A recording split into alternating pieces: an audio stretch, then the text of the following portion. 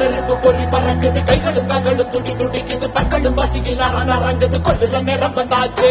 வானமும் பூமியும் நடு நடுங்குது, வங்க கடல் போல காத்து உருமுது, சிங்க நடையுடன் சிங்காரி ரூபத்தில் செவச்சிட்ட வந்தாச்சு.